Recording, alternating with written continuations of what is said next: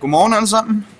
Mit navn er Thomas, og vi er gruppe 7, og den består selvfølgelig af min søster og Rasmus og jeg. Fantastisk.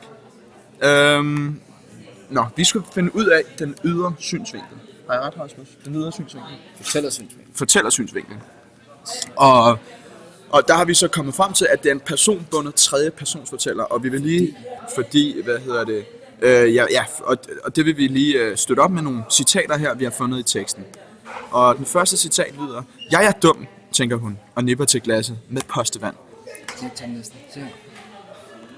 Ja. Og så har vi en anden.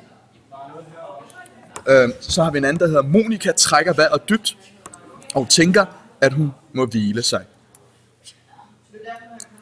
Det tredje er: "Mens foråret vokser, tænker Monika, at hun dør her nok." Der på hendes sofa. Det var bare meget deprimerende, undskyld.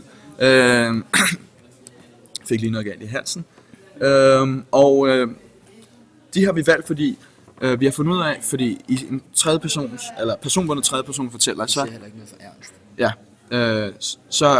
så skjuler fortælleren sig, altså den er implicit. Og ofte kan der være en eller flere synsvinkler, men i vores tilfælde er der kun én. Den her synsvinkel så fortæller fortæller begivenheder, der sker ud fra en persons synsvinkel. I vores tilfælde Og hvad siger du? I vores tilfælde er det Monika. Ja, og i vores tilfælde er det Monika, som fortæller og gengiver og fortolker den her omverden her.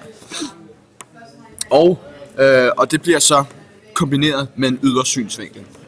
Og det vil sige, altså, vi har jo en anden person i teksten, som hedder Ernst. Ham får vi, ikke? Jo, Ernst, jo. Ham får vi ikke sådan vide, hvad han tænker eller sådan noget.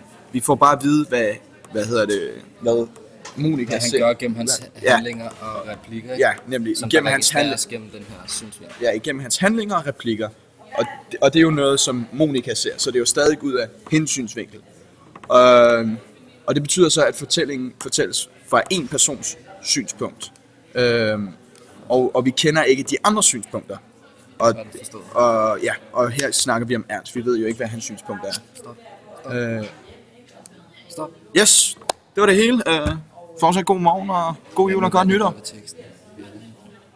Yes, vi glemte lige PS, vi glemte lige en ting. Og hvad betyder det så for teksten her? Jo, altså det skaber den her identifikation med og sympati med vores hovedperson, som er Monika. Altså vi kan bedre relatere til hende, og derfor har vi ikke den her samme forbindelse med for eksempel Ernst i historien.